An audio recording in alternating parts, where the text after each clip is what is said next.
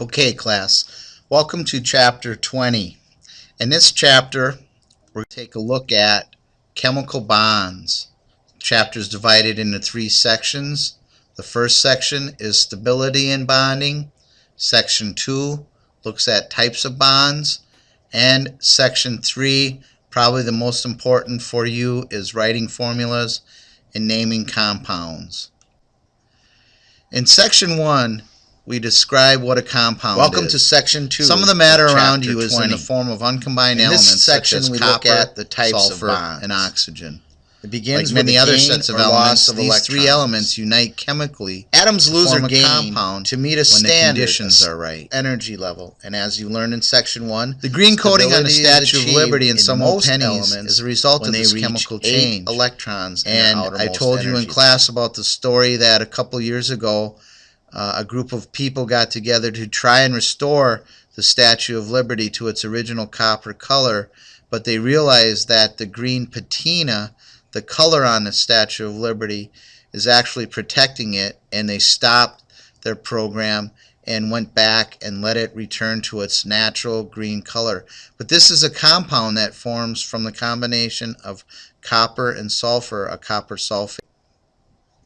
The compound formed when elements combine often has properties that aren't anything like those of the individual elements.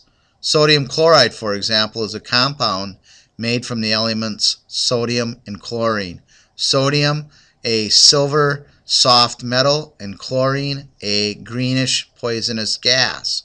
But together they form the compound sodium chloride, which we put on our food.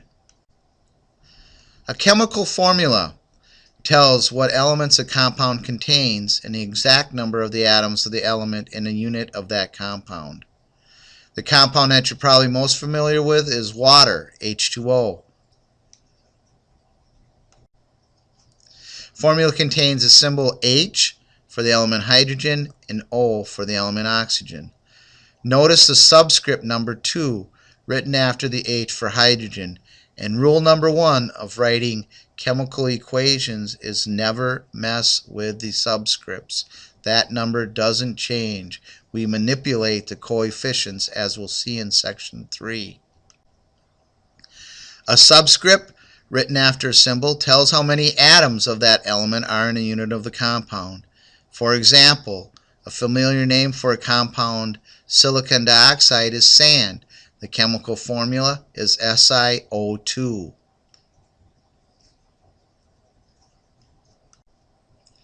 If a symbol has no subscript, in the case of silicon and silicon dioxide, the unit contains only 1 atom of that element. A unit of H2O contains 2 hydrogen atoms.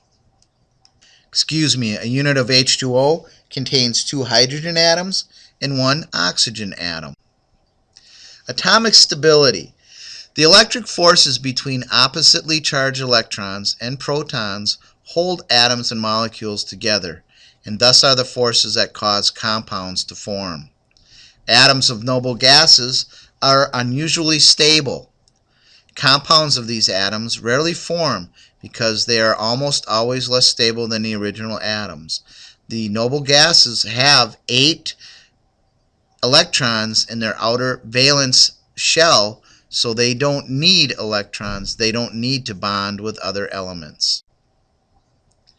To understand the stability of the noble gases, it's helpful to look at the electron dot diagrams.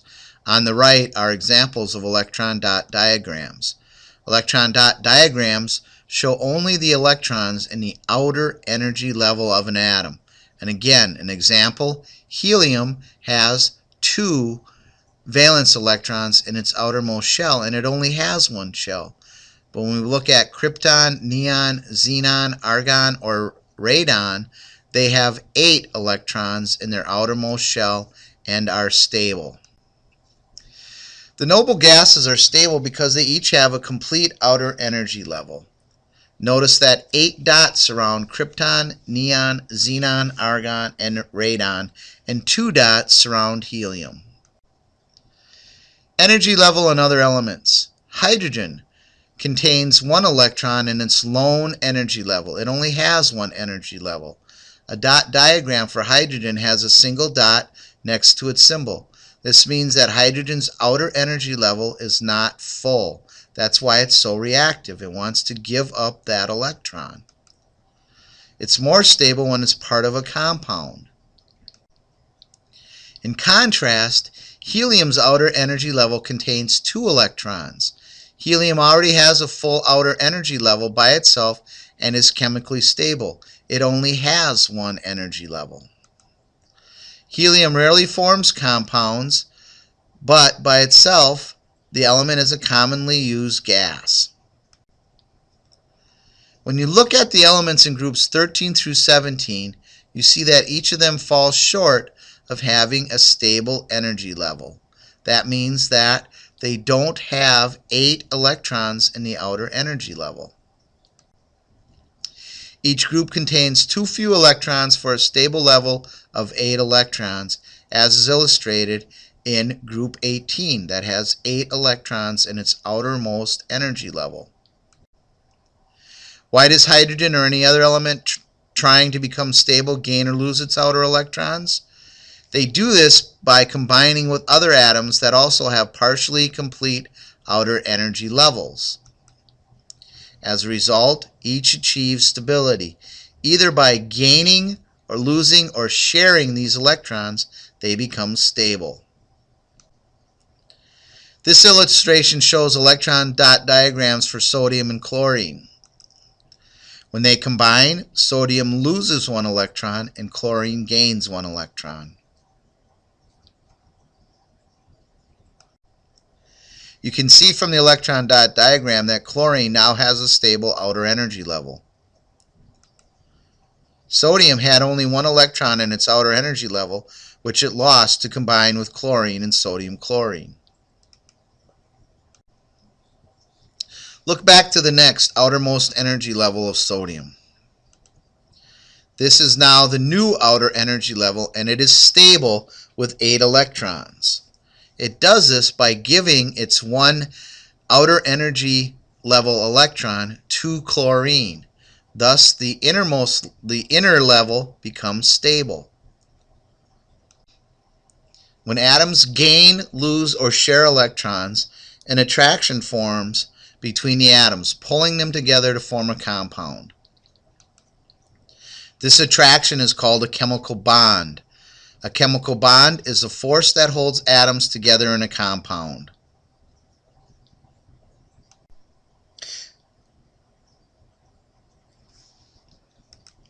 Okay, this concludes the lecture for section 1.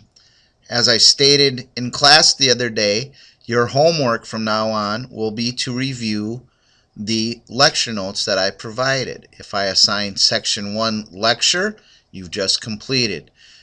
To include the questions that go with it. Question 1 being, what tells the elements a compound contains and how many atoms of each element per molecule of the compound?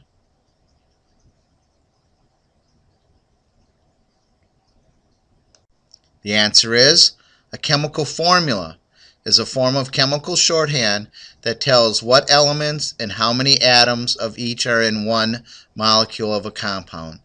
An example is silicon dioxide, SiO2. That chemical formula tells you that there is 1 atom or 1 part silicon to 2 parts oxygen. Question 2.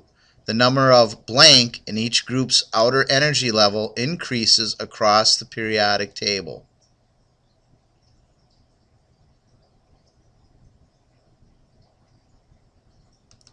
The answer, or the choices, electrons, neutrons, protons, or protons and neutrons.